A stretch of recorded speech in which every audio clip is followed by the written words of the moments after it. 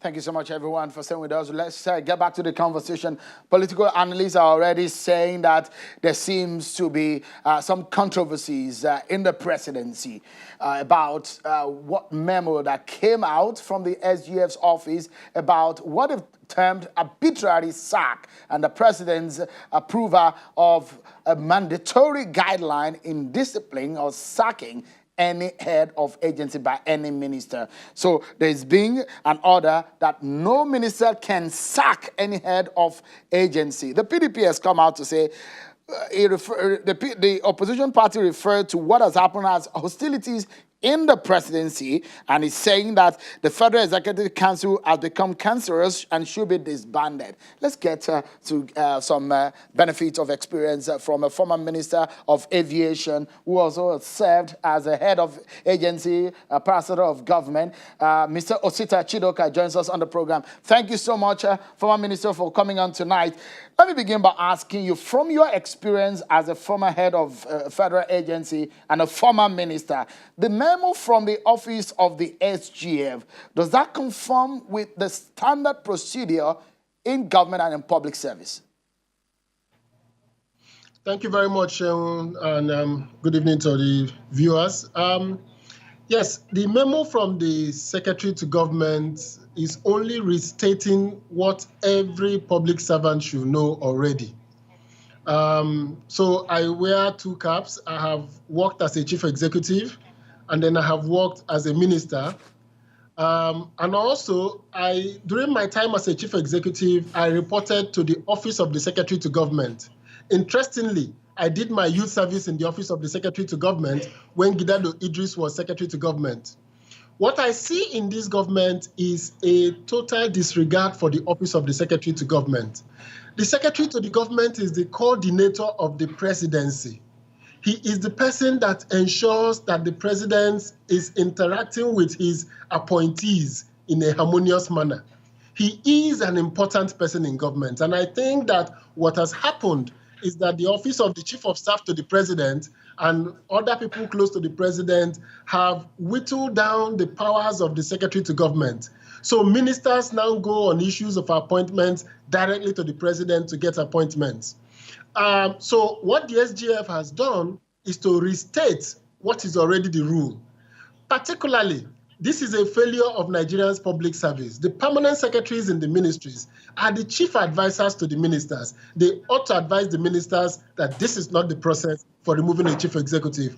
As a chief executive, I faced 3 administrative panels within my 6 months of assuming office due to petitions arising from various people.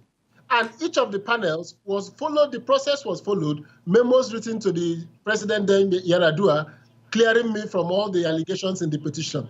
And I subsequently faced so many other panels throughout my tenure as a chief executive, because it is the course of government to always investigate, to give fair hearing to the other side.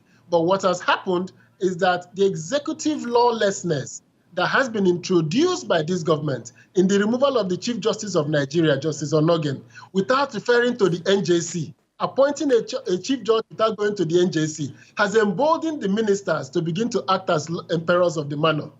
So I think that what has happened is that the tone set that service chiefs who have reached their mandatory retirement age are allowed to keep operating as service chiefs, that people who are rejected by the National Assembly are continue to be in their acting capacity. This goes to show you that a culture of disregard for process has become established. And what you are seeing today from the ministers is the inevitable outcome of a consistent refusal to abide by the rules of the game. So I must restate that the SGF is properly right in his in the memo he has issued. So, Mr. Chidoka, as a former minister, my question again will be, where does this leave the ministers where there is an erring CEO or head of agency who is getting out of line? Has this reduced the powers and influence of a minister in cabinet? No, the beauty of a democracy, the beauty of a constitutional government, it is that you must follow the rules. So a chief of every appointee of the president, including heads of agencies, are appointees of the president. They are not appointed by the ministers.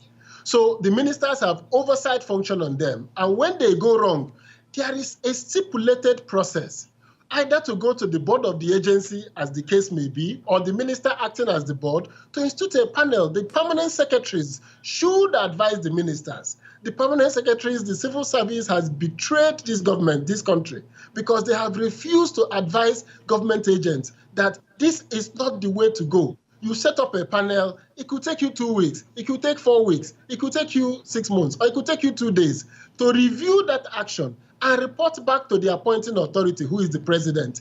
It doesn't bring down the power of the minister.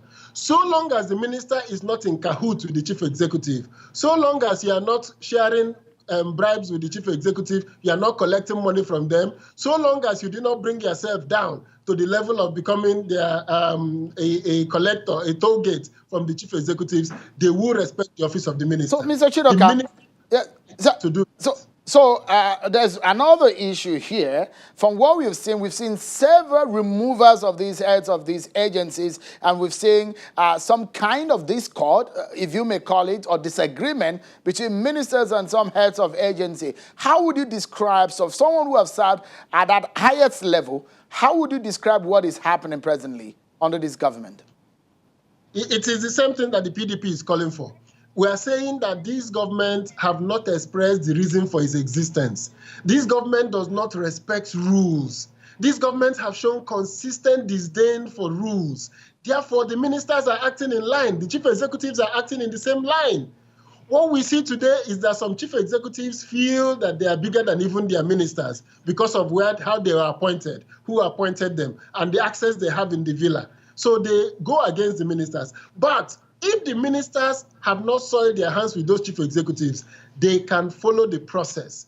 They can call the chief executives to order by following that process. I remember the many cases that I've been privy to throughout my days in service. I've never had to go against my supervising authority. But many people who did, they have the process. They set up the administrative panel. They send the civil servants to review. And once you are found guilty to have done that, they recommend your sack. On no occasion have I seen any President Passenger or Goodluck refusing the recommendation of a minister against the chief executive. So if you see this, perhaps in 30 seconds, if we may anchor, Mr. Chidoka, if this kind of situation is happening where some people have described it as some kind of disunity in the government, what do you think that the president could do, especially when the SGF have weighed in on this matter and there is a new chief of staff in saddle? Well, it is still the call that it is dangerous for Nigeria. The country is about facing one of its worst recessions. The Minister of Finance has acknowledged that. We have a massive drop in revenue. We have the potential of a disease spreading across the country and killing people. There is no time for disunity in the cabinet. So if this cabinet cannot get in line with the ethos of modern governance, if this cabinet cannot work in line with our constitution, with lines with laid down rules and procedure, I think the time for the president to dissolve this cabinet and appoint a cabinet that has respect for rules by himself, starting to respect the rules. All right.